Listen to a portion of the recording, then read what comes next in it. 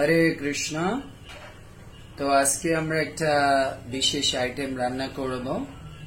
এটা ভগবানের একটা বিশেষ আপনারা হয়তো রাজমা চাউল অনেক খেয়েছেন, কিন্তু পালং শাক দিয়ে রাজমা, এটা পালং শাক, বেগুন এবং রাজমার যে একটা সবজি, এটা আপনারা মনে হয় না কখনো আস্বাদন করেছেন। এটা একটু ডিফারেন্ট, লিটল বিট ডিফারেন্ট। গরমের জন্য এবং পেটের জন্য অনেক ভালো। তো এটা হচ্ছে রাজমা পালং সবজি, রাজমা পালংয়ের সবজি। তো আশা করি আপনাদের এটা ভালো লাগবে। তো আসুন আমাদের আজকে রাজমা পালংয়ের সবজি দেখি কি কি উপকরণ লাগবে। প্রথমে আমাদের উপকরণ লাগবে হচ্ছে একটা বেগুন লাগবে, প্রায় 100 গ্রাম, যতজনে আপনি রান্না করেন। মানে আমি আজকে 100 গ্রাম পালং আর 100 গ্রাম রাজমা দিয়ে এই সবজিটা বানাবো। হরে কৃষ্ণ। তো আপনি এরকম একটা বেগুন নিয়ে নেবেন, আস্ত বেগুন। বেগুনটা একটু দুই সাইড দিয়ে আপনি একটু হালকা কেটে নিলে, কাটার পরে আপনি বেগুনটা এভাবে মাঝখান দিয়ে ভাগ করে এভাবে করে তারপরে পিস পিস করবেন।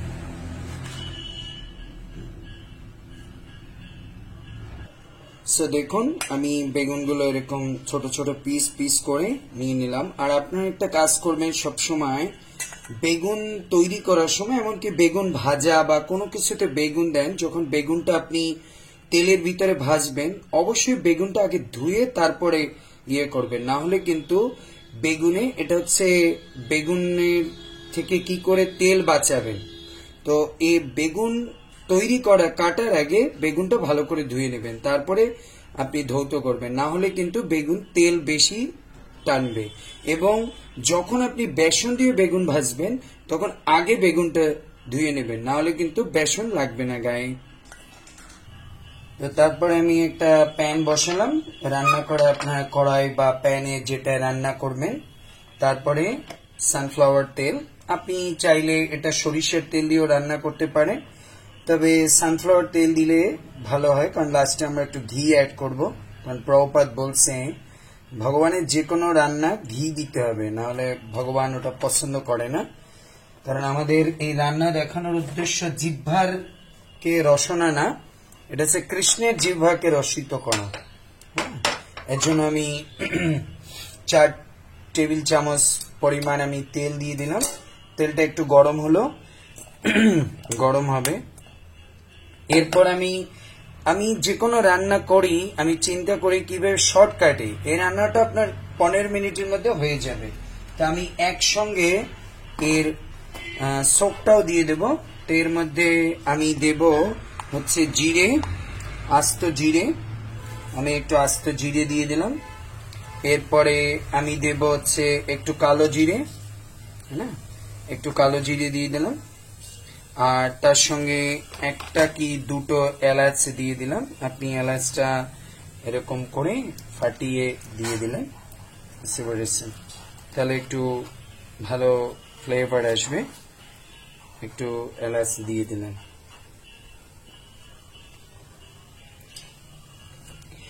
এরপরে যখন ওটা হয়ে গেল, আমরা সবটা দিয়ে দিলাম। তো একটু যেই ব্রাউন কালার হয়ে গেল, তখন আমি কি করলাম, এই বেগুনটা দিয়ে দিলাম। দেখুন, বেগুনটা দিয়ে দেখুন,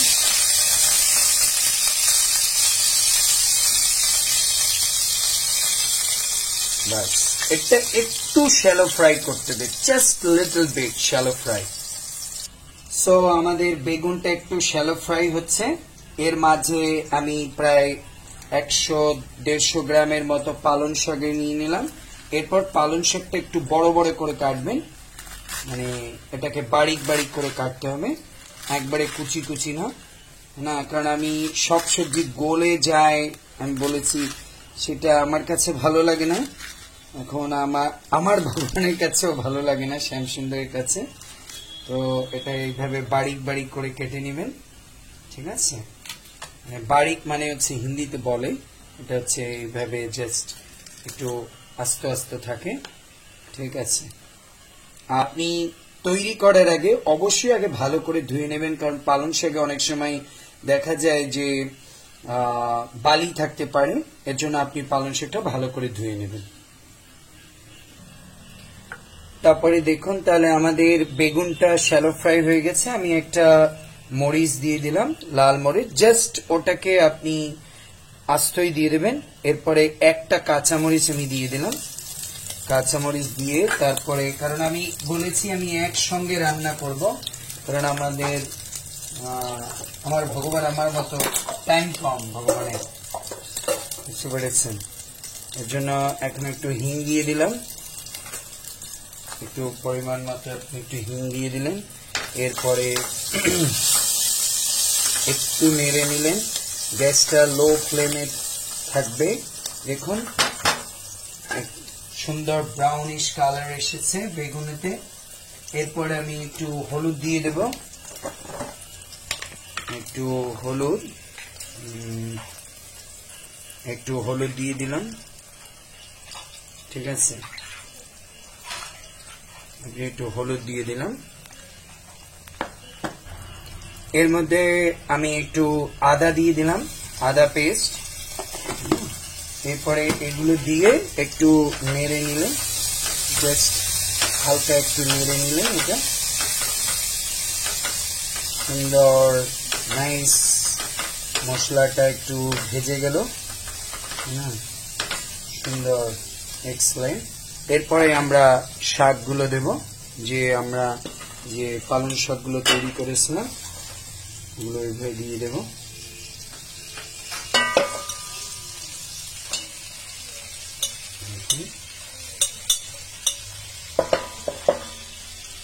এরপরে পালং শাকগুলো দেওয়ার পরে একটু লবণ দিয়ে দেব, তাহলে পালং শাকটা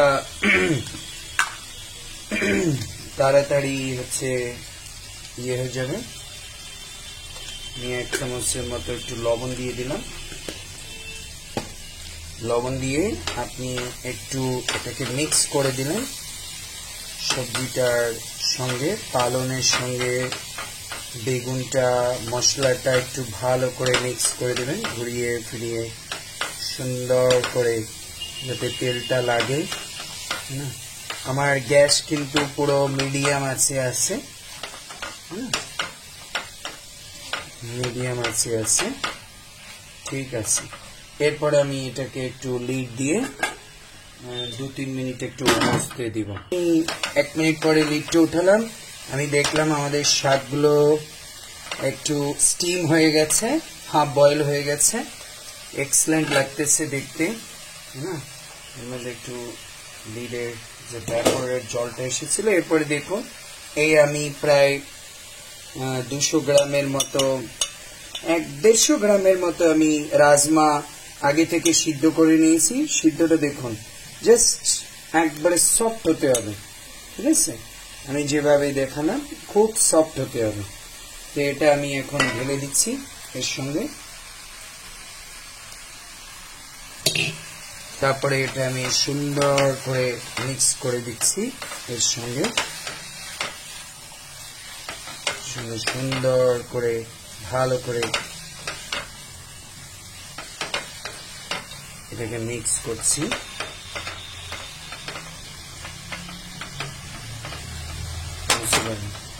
এটা মিক্স করার পরে এখন আমি আবার 2 মিনিট আমি ঢাকা দিয়ে রাখবো। এখন আমরা লিডটা উঠিয়ে দেখতে হবে কিরকম হয়েছে। দেখুন কত সুন্দর, এক্সেলেন্ট, ভেরি নাইস। এখন এর মধ্যে একটু, যেহেতু হালকা একটু রসার মতো করব, সো আমি এর মধ্যে একটু জল দেওয়ার চেষ্টা করব, হালকা একটু জল দেব। দেখুন এতটুকু পরিমাণে আমি একটু জল দিয়ে দিচ্ছি। আপনি ঠান্ডা জল বা গরম জল যেটাই দিতে পারেন। দেখুন, কারণ একটু রসাটা একটু আমি গ্রেভির মতো রাখবো,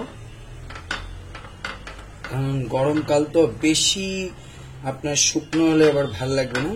দেখুন আমি সবজিটা বেশি নাড়াচাড়া করছি না, কারণ কি সবগুলো ভেঙে মানে গলে এর মধ্যে যাতে মেল্ট না হয়ে যায়, না এজন্য দেখুন সুন্দর হচ্ছে, এক্সেলেন্ট এটা লাগছে। এটা খুবই হেলদি, এটা ভগবানের জন্য হেলদি, বাচ্চাদের জন্য, হ্যাঁ না, খুবই হেলদি। এমনিতেই তো পালং শাক খুব ভালো, তার সঙ্গে রাজমা তো খুবই হেলদি। এখন এর মধ্যে আমি একটু মশলা দিচ্ছি, সেটা হচ্ছে একটু জিরের গুঁড়া দিয়ে দিচ্ছি, ঠিক আছে, একটু জিরের গুঁড়া দিচ্ছি। আপনার কাছে থাকলে আপনি একটু ধনের গুঁড়াও দিতে পারেন। তারপরে এটা আমরা একটু এখন এই জলটা দেওয়ার পরে আর জিরের গুঁড়াটা দেওয়ার পরে আমরা এটাকে আবার 1 মিনিটের জন্য একবারে লো ফ্লেমে,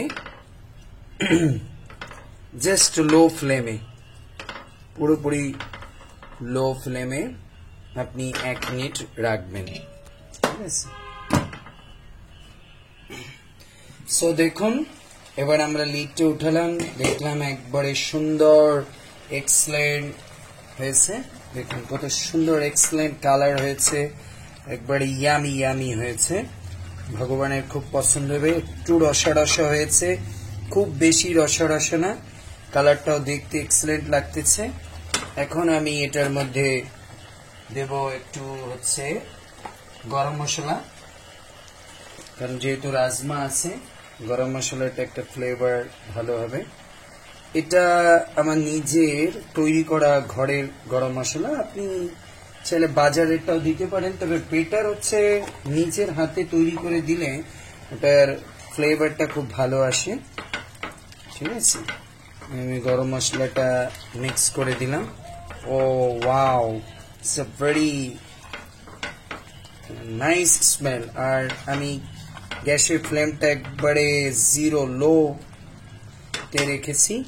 এরপরে এটা সবচেয়ে মেইন জিনিস, প্রভুপাদ বলেছেন ভগবান শ্রীকৃষ্ণের রান্না যদি ঘি দুগ্ধ বস্তু না দেওয়া হয় তাহলে ভগবান সেটা গ্রহণ করে না।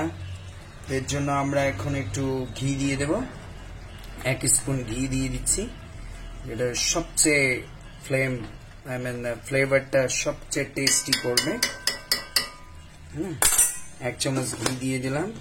এরপরে আমি সব রান্নাতেই লাস্টে একটু বিট লবণ দিয়ে দিই, সেটাকে কালা নমক বলে। কেন আমরা প্রথমে যে লবণ দিয়েছিলাম তারপরে একটু আমরা জল দিয়েছিলাম, তো একটু হালকা আমি লবণ দিয়ে দিচ্ছি টেস্টের জন্য। এটা হচ্ছে কালা নমক, আপনারা দেখছেন, এটা বা বিট লবণ যেটাই বলেন, এটা দিয়ে দিলাম।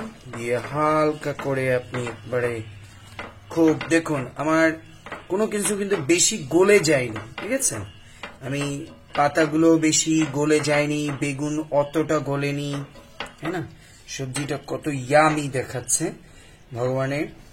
আর এর জন্য এটা আপনি গরম আমের সঙ্গে ভগবানকে দিতে পারেন, কারণ এখন একটু হালকা একটু রসা রেখেছি, কারণ এখন গরমের দিন তো বেশি ড্রাই খেলে আবার ভগবানের ভালো লাগবে না। আমার রান্না হয়ে গেছে, আমি গ্যাস বন্ধ করে দিচ্ছি। এর সঙ্গে দেখুন আমি গরম রাইস তৈরি করেছি, বয়েল অন্ন, সেটা দিয়ে এখন ভগবানকে করা হবে, না,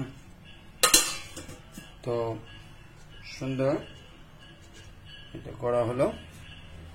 তো এক্সেলেন্ট লাগছে সবজিটা দেখতে। তো আশা করি আপনাদের সবার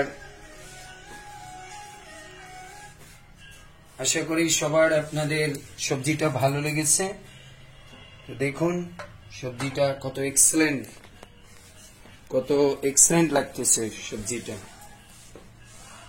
সবজিটা কত এক্সেলেন্ট লাগতেছে, ওয়ান্ডারফুল সবজি হয়েছে, দেখুন ওয়ান্ডারফুল না, অপূর্ব সবজি।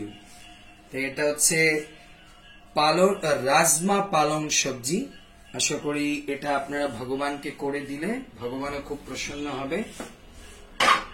সো আশা করি এটা আপনারাও আজকে তো আর হবে না, কালকে আপনারা ট্রাই করবেন বা অন্যদিন ট্রাই করে ভগবানকে এটা দিবেন।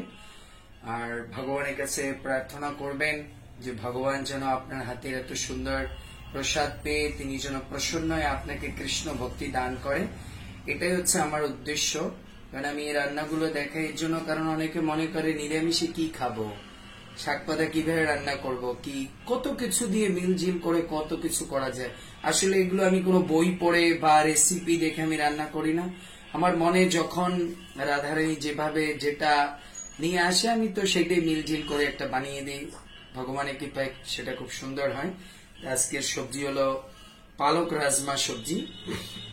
তো অবশ্যই এটা আপনি নিজে ট্রাই করবেন এবং অন্যকে শেয়ার করে দিবেন। আমাদের ইউটিউব চ্যানেলটা সাবস্ক্রাইব করবেন, বেল আইকনটা ক্লিক করে রাখবেন, তাহলে আপনি দেখতে পারবেন যে আমি যে রান্নাগুলো করি সেগুলো আপনি নিজেও প্র্যাকটিস করবেন এবং অন্যকেও এটা শেয়ার করে দিবেন।